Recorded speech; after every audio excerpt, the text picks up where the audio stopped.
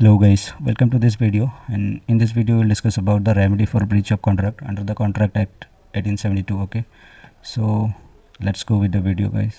First of all हम ये बात करेंगे कि ब्रीच ऑफ कॉन्ट्रैक्ट होता क्या है, ये समझेंगे. उसके बाद रेमेडी क्या क्या मिलती है इसमें.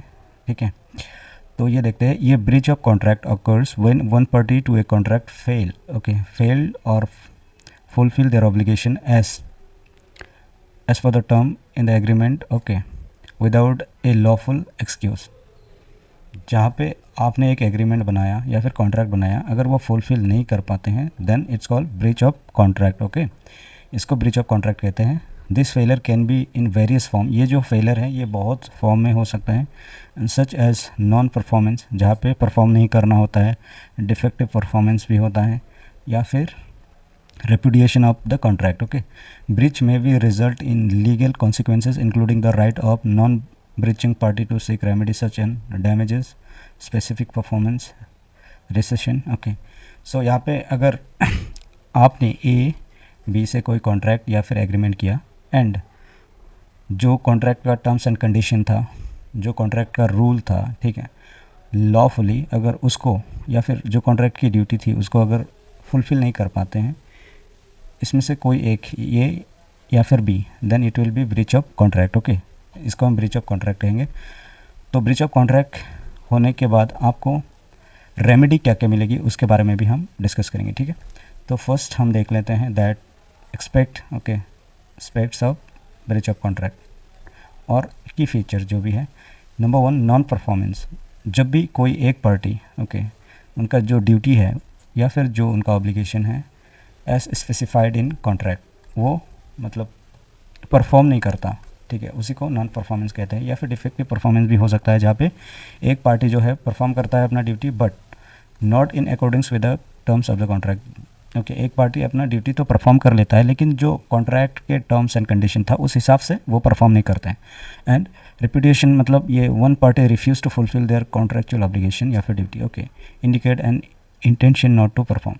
यहाँ पे एक पार्टी जो है वो रिफ्यूज़ कर देते हैं, मना कर देते हैं उनकी जो कॉन्ट्रैक्चुअल जो ड्यूटी है उनको फुलफ़िल करने में या फिर परफॉर्म करने में. ओके, तो हमको अगर कोई भी कॉन्ट्रैक्ट में अगर ब्रीच हो जाता है, कोई भी कॉन्ट्रैक्ट अगर ब्रीच हो जाता है, उसके बदले हमको जो लॉ के द्वारा क्या क्या रेमेडी जो है मिल सकता है, ठीक है, अंडर द कॉन्ट्रैक्ट एक्ट 1872, उसके बारे में हम डिस्कस करते हैं. फर्स्ट हो गया डैमेजेस मतलब monetary compensation. Okay, it means that आपको अगर ए ने बी के साथ कोई कॉन्ट्रैक्ट किया और इनकी जो भी ऑब्लिगेशन था या फिर ड्यूटी था वो फुलफ़िल नहीं कर पाया, ठीक है, बी ने सपोज़ फुलफ़िल नहीं किया, देन बी को इसकी कंपनसेशन देना होगा. इस कॉन्ट्रैक्ट की जो लॉस हुआ है उसका भरपाई बी को करना पड़ेगा. ठीक है, damages means monetary compensation for the loss suffer due to a breach of contract. Okay, एक मॉनेटरी कंपनसेशन देना पड़ेगा, पैसों से पैसों की compensation for the loss suffer due to the breach of contract. Okay, जो ब्रीच ऑफ कॉन्ट्रैक्ट के द्वारा सफ़र किया गया लॉस है उसकी भरपाई करनी पड़ेगी. तो सेक्शन के वाइज हम मतलब इसको डिस्कस करते हैं. Section 73 of Indian contract act deal with the compensation for loss.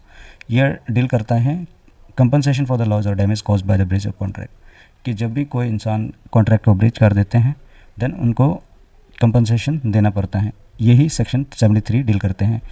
It's specify that the party suffering from breach is entitled to receive compensation for any loss or damage directly caused by the breach which is reasonably foreseeable. Okay, ये section 73 ये specify करते हैं कि कोई भी इंसान अगर breach of contract के कारण उनका लॉस हुआ है, ठीक है, या फिर उनकी कोई भी चीज़ों का नुकसान हुआ है, देन उनको मॉनेटरी कंपनसेशन या कंपनसेशन देना होगा, ठीक है, ब्रीचर के द्वारा, जो जिसने ब्रीच किया कॉन्ट्रैक्ट को. यहाँ पे when a contract is broken, जहाँ पे एक कॉन्ट्रैक्ट टूटता है, the party who suffer by such breach is entitled to receive from the party who has broken the contract. जैसे मैंने बोला कि जब भी ए और बी के बीच में कॉन्ट्रैक्ट हुआ, ए ने परफॉर्म किया अपना ड्यूटी, अपना जो भी ड्यूटी था ए ने निभाया, लेकिन बी ने नहीं निभाया, बी ने बीच में ही छोड़ दिया. तो अभी इस कॉन्ट्रैक्ट की वजह से ए को जितना भी नुकसान हुआ वो बी को भरपाई करना पड़ेगा. ठीक है, तो सेक्शन 74 क्या बात करते हैं, address the issue of liquidated damages and penalties. Okay, ये एड्रेस करता है लिक्विडेड डैमेज एंड पेनल्टीज की इशू को. It state that if a contract specify a sum to be paid in case of breach. The injured party is entitled to that sum if it is a genuine pre-estimate damage and not a penalty. Okay,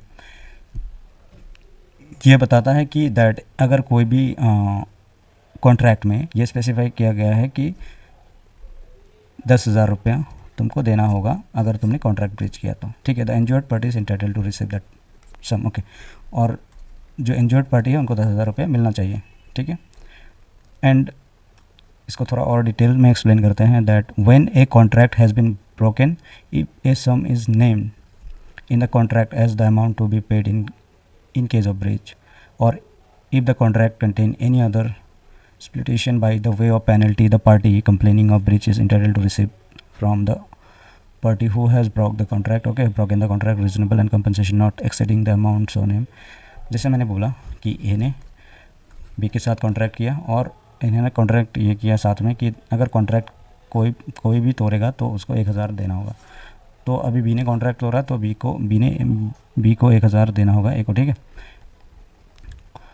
तो case law भी हम इसके साथ साथ discuss करेंगे that oil and natural gas corporation limited versus saw pipes limited 2003 की supreme court of India confirm that damages can include not only direct loss but also consequential loss if they are foreseeable. Okay, supreme court ने ये confirm किया इस case के अंदर में कि जो डैमेज है वो सिर्फ डायरेक्ट लॉस को इंक्लूड नहीं करता, काइंड ऑफ इनडायरेक्ट लॉस को भी इंक्लूड करते हैं, ठीक है. स्पेसिफिक परफॉर्मेंस, दूसरा, पहला तो हो गया डैमेज, दूसरा स्पेसिफिक परफॉर्मेंस. इसका डेफिनेशन क्या है? Then an equitable remedy where the court order the breaching party to perform their contractual obligation. ये एक इक्विटेबल रेमेडी है जहाँ पे कोर्ट ने पार्टी को ऑर्डर किया है, ठीक है, for breaching their contractual obligation. Section 10 of Indian contract act ये बात करते हैं that specify that a contract may be specifically enforced if it is not determinable and terms are clear and certain. Such agreement is enforceable by the law. A contract may be specifically enforced when the act agreed to be done is such that compensation in money for its non-performance would not afford adequate relief. Okay. Section 11 define करता है contract that are specifically enforced. Okay, enforceable. The following contract में भी specifically enforced है. Number A ये बात करते हैं contract relating to the sale of immovable property. Okay, और contract relating to the sale of movable property, contract relating to the personal service. Section 11 ये define करता है that contract that are specifically enforceable, जो contract specifically enforceable हैं वो अगर breach हो जाए तो, like contract relating to sale of immovable property, ठीक है. List the type of contract that cannot be specifically enforced including those that are determinable. Okay, a contract for personal service, a contract for determinable in nature, a contract that is not specified. Okay, तो ये case law है, आप देख लेना. K Verma versus Union of India. The code allow specific performance when the monetary damage were inadequated underscoring the equitable nature of this remedy. Okay, तो अभी number 3 हम ये बात करते हैं इंजंक्शन के बारे में.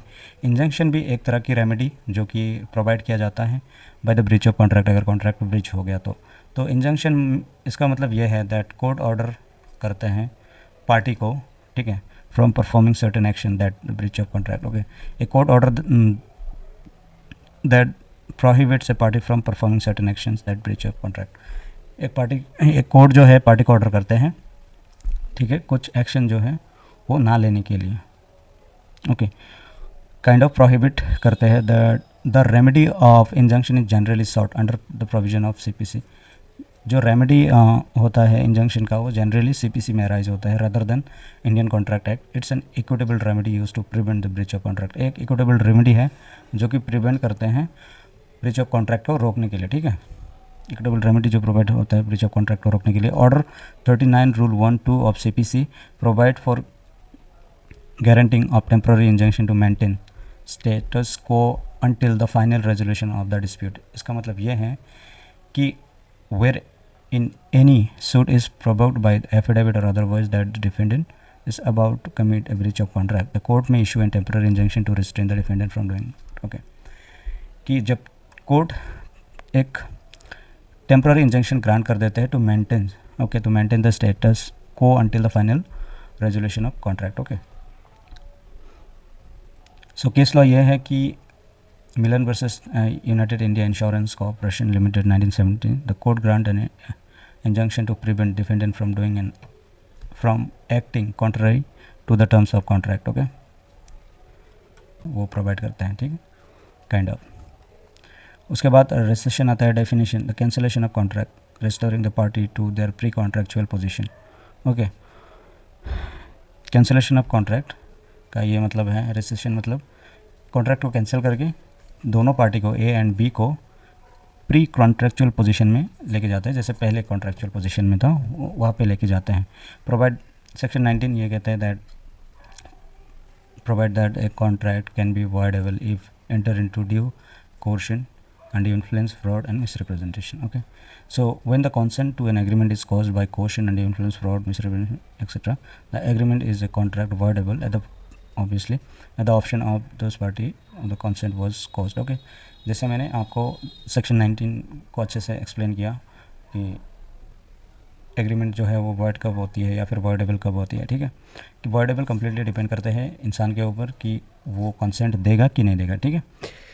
तो यही है रेसेशन। सेक्शन 20 भी ये डिफाइन करता है, define the ground for recession, emphasising that the contract is voidable at the option of the agreed party if inter into based on any above the factor. Okay, a contract is voidable if the consent has been obtained by the coercion, obviously, लेकिन ये दूसरे party के ऊपर depend करते हैं कि उनका consent बाद में क्या होगा। के Verma versus Union of India